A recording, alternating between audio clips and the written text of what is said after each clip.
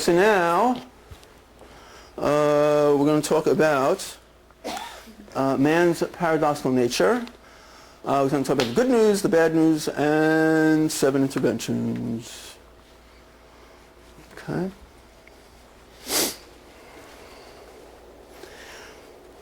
Okay. What's interesting, I find that what's interesting, behavioral, cognitive, emotional aspects are not really unique to man, to people. I think what's different about people in general is that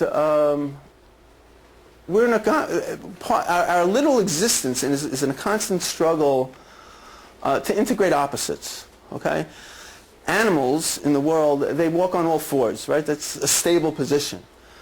As people, we're in an animal body, right? Now, if we were to live as an animal, we should be walking on all fours, okay? But we don't. Basically, our head's in the clouds and our feet, hopefully, around the earth. Animals live by instinctual behavior. Okay, they have an instinct, they do it, they have a feeling, they want to do it now, and we're going to do it now, and that's it. As people, a healthy person actually expresses positive aspects of free will. But again, because we're in an animal body, we do get caught up in our habitual behavior. And because we're intelligent, we're smart enough to know better. You know, you're working with clients, and sometimes what blows us away is that we're working with a client that's really smart. You know, this guy knows. He's a smart guy. And yet, they keep doing the dumb things over and over, and they keep getting in trouble, right? So the point is that we repeat our history. So what I'm saying is that in terms of our human nature, what I find in terms of working with paradox is that there's more of a core of who I'm working with. When I do a paradoxical intervention, see, if I would do a paradoxical intervention on a dog, okay, the dog does not, you know, I don't know what you're doing, doesn't affect me, I don't know, and I'm in a bind, okay? See, paradoxical interventions, if you get a sense, what I do is I create a win-win double bind with clients. But as I address the client literally with the paradox, the client intuitively knows that, wow, you're talking to me as a human being. Because you know there's a certain sense that in delivering a paradoxical intervention, without saying it, the client knows that you're talking to him as a human being. So what I'm saying is that the intervention itself, before it's done anything, is raising the client's self-esteem, because the client recognizes that you're talking to him on a different level than just an animal. Okay, so what's the good news of paradoxical interventions? The good news basically has the highest success rate for the treatment-resistant client, and it's known to influence basically rapid and exponential change. So what's nice about doing a paradoxical intervention, this is not an intervention. You know, in therapy we assume, you know, the client's been doing this behavior for 10 years, right?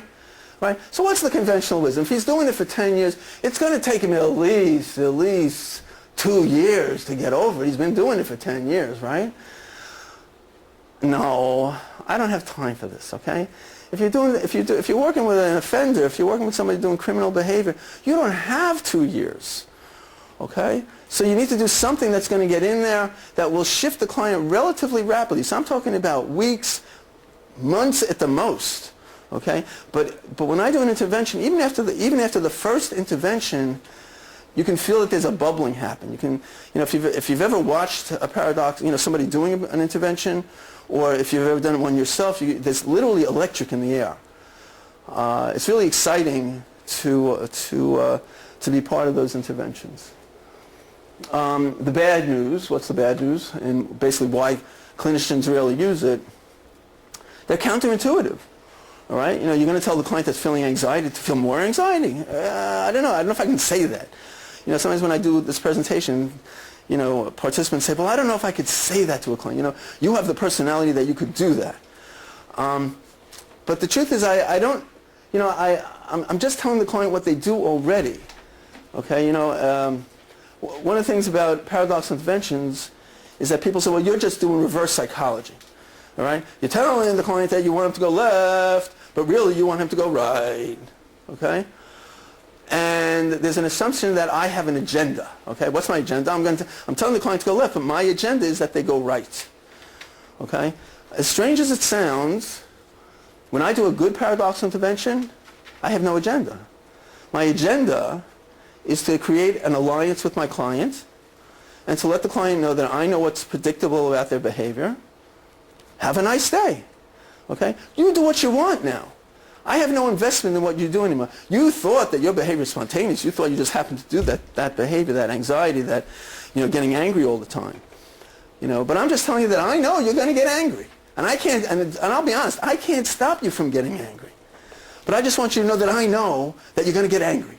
And I even know where, I know when, and I know with who you're going to get angry. And usually when you say that to a client, they're like, huh? How do you know? You don't know that. Oh, yeah, I know that you always get angry at your mother. You're going to go home right now. You're going to have an argument like you always do. Have a nice day. All right? And if you get a sense, I'm not invested in what they do either way. I just want to know that I just want you to know that I know. Okay? So, but the point is that it's counterintuitive. It lacks face validity. Okay? In terms of a scientific approach, you'd hope that it would have, face validity. It makes sense. You do a cognitive intervention, it makes sense. Right? We're going to try to change the client's thinking process, and it makes sense that if he thinks different thoughts, that he'll act differently. Right? That makes sense. What I'm saying, it lacks face validity. It doesn't seem to make sense. I'm going to tell the client to do the behavior, and somehow they're going to do a different behavior. Okay? Historically, it's been theoretically, it's been difficult to explain that. How do you explain that you're going to tell a client to do something, and yet they're going to do something different? Okay? And as I mentioned before, people often dismiss it as, well, that's just reverse psychology. Okay, so let's talk about 7 types of paradoxical interventions. All right? Now what I'm going to do is I'm just going to, question. So I'm trying to sort of figure this out in my own head, okay? So you kind of have to suspend your own thinking around what it is that drives it. Like, I'm thinking of a particular kid who consistently goes back to the victim stance. So, and he acts out in, antisocial ways. So that's the behavior that I've got to change after all these years, right? So right. I focus on the paradoxical and suspend what I think, because I'm overthinking it. Right. That he wants to be a victim and that's why he's doing this. That's simplifying it. Right. Kind of on the right track?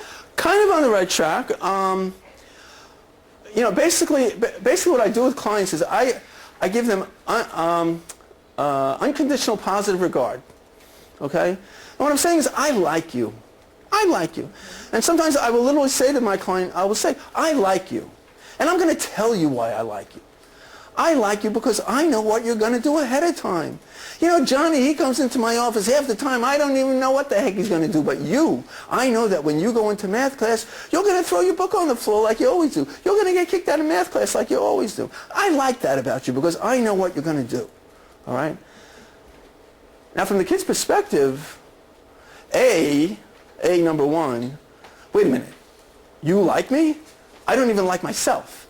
And nobody likes me. Everybody tells me, that I got to change. Everybody tells me that I'm no good. And you're telling me that you like me? So number one, that creates a certain inner anxiety for the kid. And number two, you're telling him why you like him. Why do you like him? Because I know what you're going to do.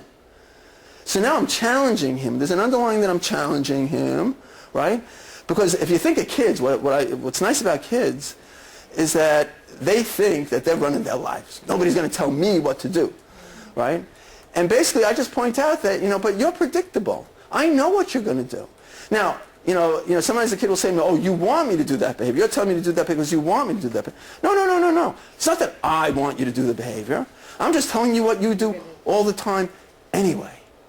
Okay? But I'm just telling you that when you do the behavior, what you do all the time anyway, it makes my job easy.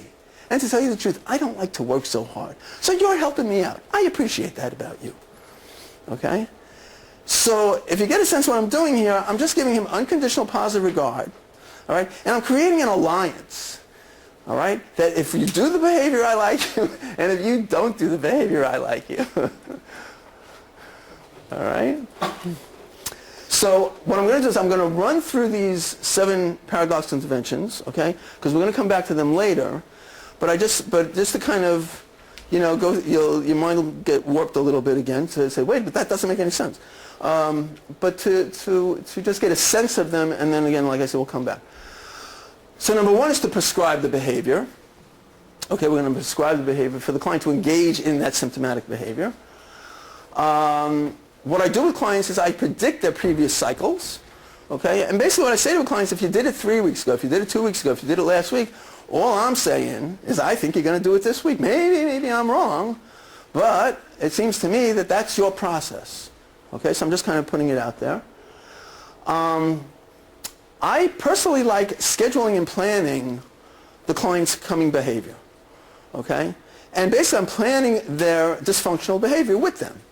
Okay, so I'm doing the behavior with them, planning the behavior with them. Very often I will give them a positive reframe of why they should do the behavior.